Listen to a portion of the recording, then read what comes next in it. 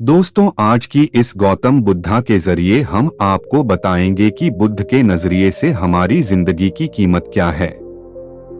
हम में से बहुत से लोग अपनी जिंदगी की वैल्यू नहीं समझते और अपने जीवन को ऐसी चीजों में बर्बाद कर देते हैं जिनसे हमारा नुकसान ही होता है। कुछ लोग अपनी जिंदगी शराब के पीछे बर्बाद कर देते हैं, तो कुछ लड़कियों के चक्कर में और कुछ अपनी सारी जिंदगी पैसा पैसा करके बर्बाद कर देते हैं। आज की इस बुद्धा स्टोरी के जरिए आप जानेंगे कि हमारी जिंदगी कितनी कीमती है और हमें अपनी इस कीमती जिंदगी को किस तरह जीना चाहिए। महात्मा बुद्ध के इस प्रसंग से जानें, क्या है मनुष्य की सबसे बड़ी शक्ति। दोस्तों, आज हम इस वीडियो में दो कहानी बताने जा रहे। वीडियो अंत तक जरूर देखें और वीडियो अच्छी लगे तो हमारे चैनल जेके मोटिवेट को सब्सक्राइब, लाइक और शेयर करें। एक बार भगवान बुद्ध के एक शिष्य ने उनसे पूछा, भगवान, क्या इस चट्टान से बेहतर कोई है? बुद्ध ने कहा, पत्थर से कई गुना शक्ति लोहे में होती है, इसलिए लोहा पत्थर को तोड़कर टुकड़े टुकड़े कर देता है। फिर शिष्य ने पूछा, लोहे से भी कोई चीज बेहतर होगी? बुद्ध ने पुनः कहा, क्यों नहीं, अग्नि है जो लोहे को गलाकर द्रव्य रूप में बना देती है। इस पर शिष्य ने कहा, क्या अग्नि की विकराल लपटों के सामने किसी की क्या चल सकती होगी? बुद्ध ने कहा, केवल जल है जो अग्नि को शीतल कर देता है। फिर शिष्य ने पूछा, जल से टकराने की फिर किसमें ताकत होगी? फिर बुद्ध ने समझाया, ऐसा क्यों सोचते हो वत्स, इस संसार में एक से एक शक्तिशाली हैं। वायु का प्रवाह जल धारा की दिशा बदल देता है।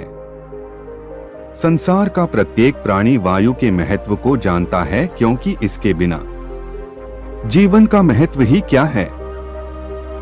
जब वायु ही जीवन है, फिर इससे अधिक महत्वपूर्ण वस्तु के होने का प्रश्न ही नहीं उठता। शिष्य ने कहा, अब भगवान बुद्ध को हंसी आ गई।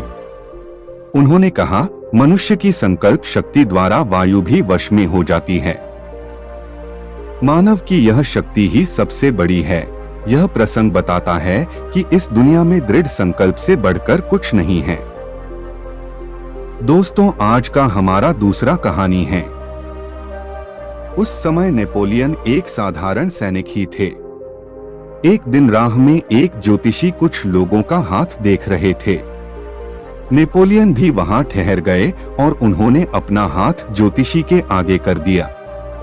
वह काफी देर तक उनका हाथ देखता रहा और अचानक उदास हो गया। नेपोलियन उसके मनोभाव समझ गए और बोले, क्या हुआ महाराज? क्या कोई अनहोनी बात लिखी है जिससे आप चिंतित हो उठे हैं? ज्योतिषी ने अपनी गर्दन उठाई और बोला, तुम्हारे हाथ में भाग्य रेखा ही नहीं है। मैं यही देखकर चिंतित था। जिसके हाथ में भाग्य रेखा ही न हो, उसका भाग्य प्रबल कैसे हो सकता है?